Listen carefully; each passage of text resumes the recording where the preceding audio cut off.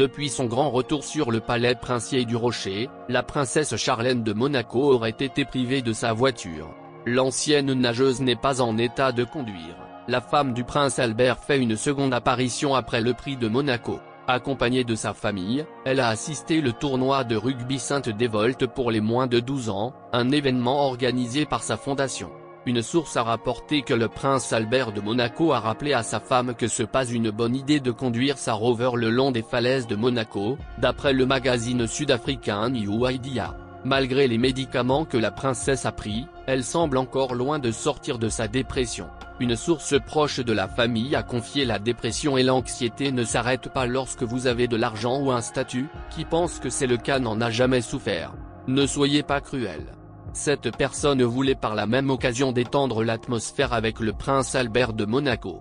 Albert et Charlène de Monaco auraient conclu un accord avec le magazine Voici. Le prince serait d'accord pour verser 12 millions d'euros par an contre quelques apparitions publiques. Par contre, elle serait à Genève. C'est désormais officiel, les personnes ayant la nationalité monégasque sont au nombre de 9611 et parmi elles, un petit nouveau et non des moindres. Gareth Wittstock, le frère de Charlène de Monaco, le frère cadet de la princesse est, tout comme Charlène, né au Zimbabwe et est âgé de 42 ans. Il a donc 2 ans de moins qu'elle. Parrain des enfants princiers, homme d'affaires et membre actif de la fondation Princesse Charlène, il en a été nommé secrétaire général en 2018. Gareth Wittstock est investi dans la vie du Rocher et vient d'obtenir la nationale monégasque ce 27 avril. Une très bonne nouvelle pour la princesse proche de son frère dans une principauté où il était difficile d'obtenir la citoyenneté si l'on n'a pas un parent monégasque selon Monaco Tribune. Comme toujours, les yeux sont rivés sur Charlène de Monaco. En effet, ce samedi 7 mai 2022, elle était présente au tournoi Sainte-Dévote de rugby au stade Louis II de Monaco avec son époux.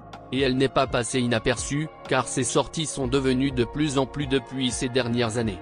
Étant donné que toutes les caméras sont sur elle, il est difficile d'ignorer qu'elle a les traits tirés et qu'elle a une petite mine fatiguée. On est loin du bonheur qu'elle éprouvait le jour de son mariage.